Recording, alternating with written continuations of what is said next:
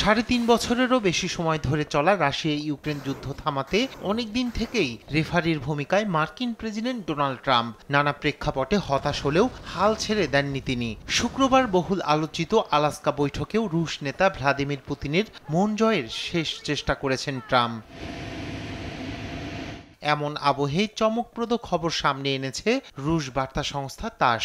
Trump এবার ৩ পক্ষকে সঙ্গে নিয়ে বসতে চাইছেন বলে প্রতিবেদন প্রকাশ করেছে সংস্থাটি। সোমবার ওয়াশিংটন ডিসিতে আসন্ন বৈঠকে ইউক্রেনের প্রেসিডেন্ট ভলোদিমির জেলেনস্কিকে সেই বার্তাও দেবেন ট্রাম্প।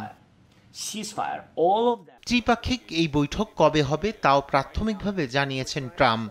যদি যুদ্ধ থামাতে একই টেবিলে পুতিন, ট্রাম্প আর জেলেনস্কিকে বসানো যায় তাহলে সেটিই হবে এই শতকে সবচেয়ে বড় বৈঠক, এমনটাই মত বিশ্লেষকদের।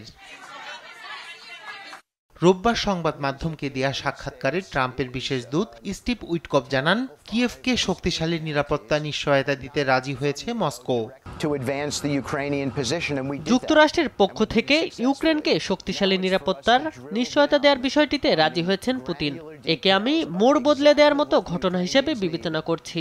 ইউক্রেনের নিরাপত্তা নিশ্চিত করতে যুক্তরাষ্ট্র ও ইউরোপীয় ইউনিয়নের অন্য দেশগুলো ন্যাটোর বিধানের অনুচ্ছেদ ৫-এর প্রয়োগ করতে একমত হয়েছে।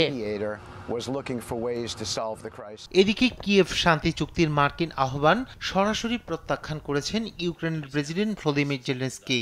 সংঘাত মীমাংসায় রাশিয়া একাধিক দাবি তুলেছে, সেগুলো একে একে খতিয়ে দেখতে সময় লাগবে বলে জানান তিনি। তার মতে কেবল যুদ্ধবিরতি হলেই টেকসই শান্তি চুক্তি নিয়ে অগ্রগতি সম্ভব। তবে যুদ্ধবিরতি মেনে নিলে ইউক্রেন সেই সময়ে নতুন করে অস্ত্র মজুত করবে বলে দাবি করেছে ক্রেমলিন। রায়হান কবির শুভ্র, নিউজ ডেস্ক, দেশ টিভি।